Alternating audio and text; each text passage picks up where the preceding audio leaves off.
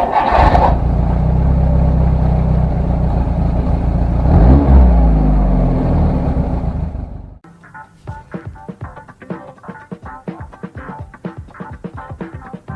Donington Park racing circuit in England marks the half-time of the 1981 European Championship of touring class cars.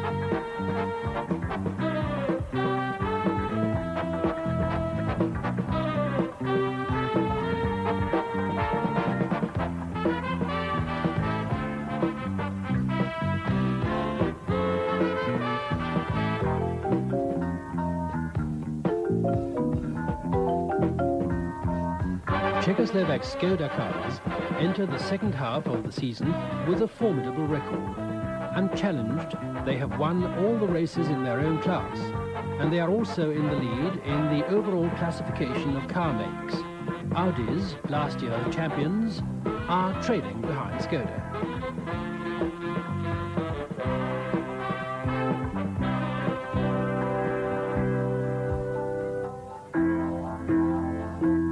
Drivers Wojtek and Enge are among the best crews, fourth in overall placing.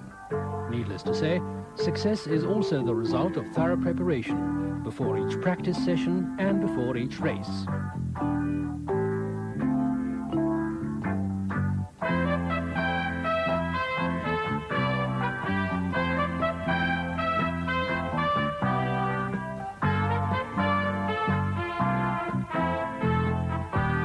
It has become almost a rule for the Skodas to be the fastest in their division and never to finish a long way down in spite of their 1300cc handicap.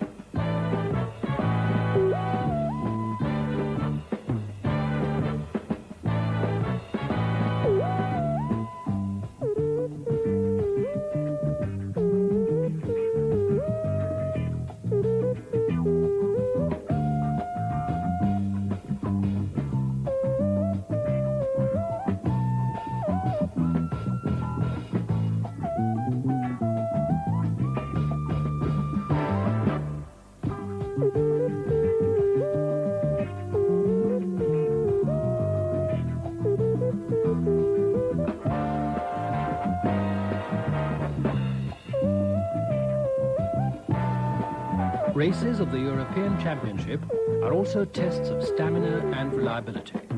It is no fun driving round and round the circuit for 3.5 to 4 hours flat out.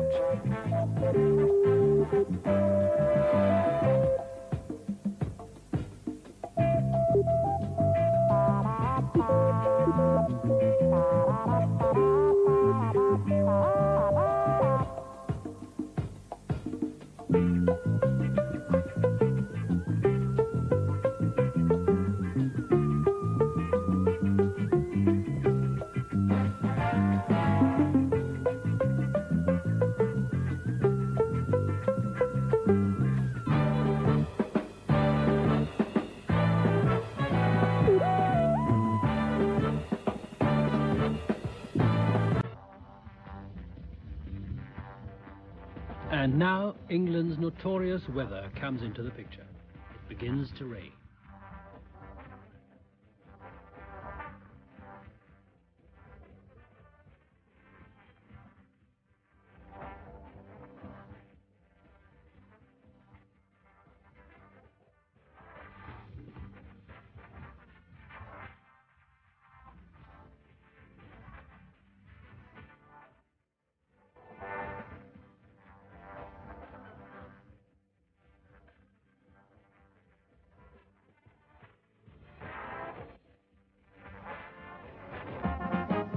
The weather changed 6 times.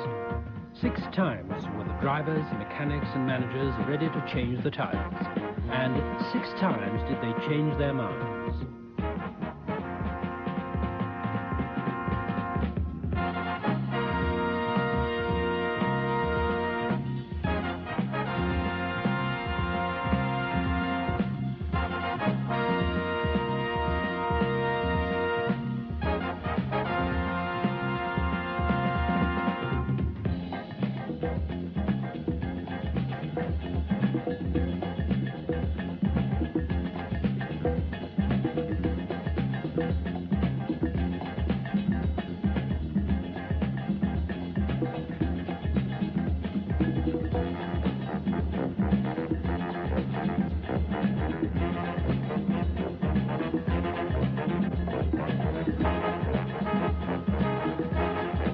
too, Czechoslovak cars are doing fine. Two of the Skodas are heading the first division.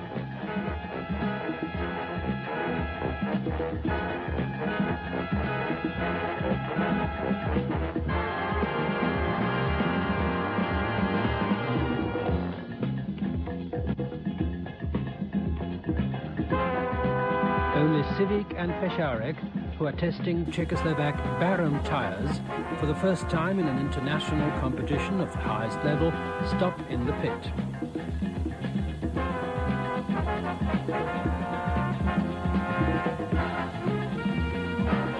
With the road wet, engine size and power no longer count. The car's handling and the driver's skill decide. This is an advantage for the Skoda crews. The Skoda 130s rank among the best handling cars in the championship. This is also why Wojtek and Enger, the best of the Czechoslovak crews, change places on the technical circuit in a leisurely and cheerful way. The car is in good condition, the race can go on.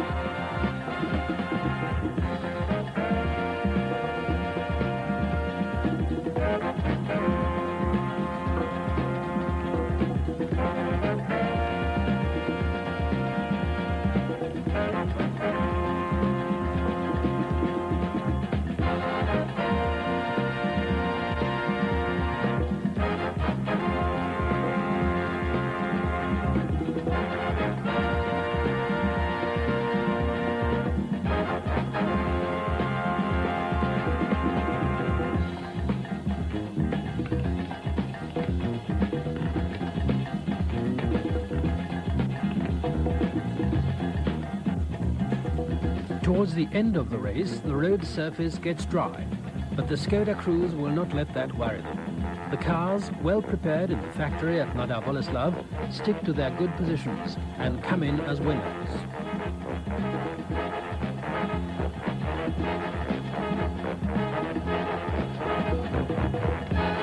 Not all of the competitors were quite so successful. Even some of the favorites found the 3.5-hour race too much of a strain on their nerves. The Skodas, however, again confirmed their position among the greatest favorites of this year's championship. The Donington race is over, and everybody is moving back to the continent. The next meeting place is the Salzburgring at the foot of the Austrian Alps.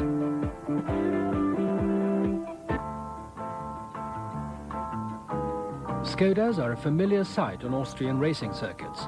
In fact, this was where they began years ago.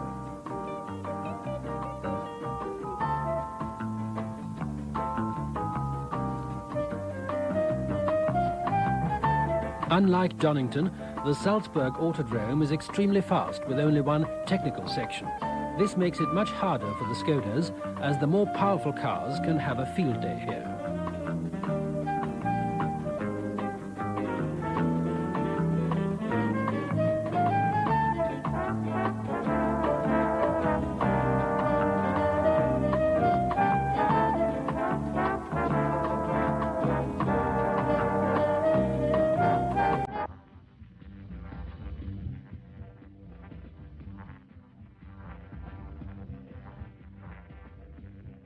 Skoda was represented by two cars, the orange-coloured 130, driven by Mikl, Martinovska and Vanicek, and the white car of Civic and Fesharek. The practice results were as expected. The Skodas remained the fastest in the 1300cc category. On the starting grid, they were in the company of the true elite of the circuits. On a fast circuit, the difference in engine output between the less and the more powerful cars stands out more strikingly. But the Skodas are again uncontested in their division.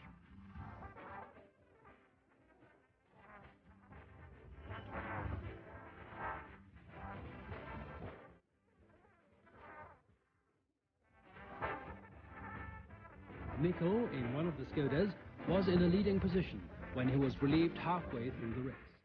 The car needed hardly anything, just a routine check of the tires and some other parts.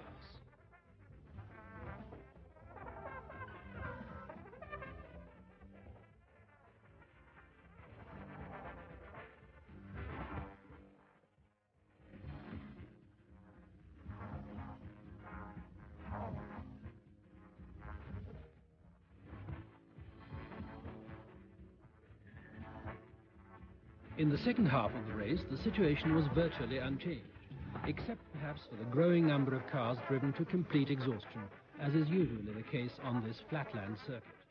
Trouble had also befallen the leading car, a Chevrolet Camaro, which gave a chance to a BMW CSI driven by the experienced Kelleners and Grimes.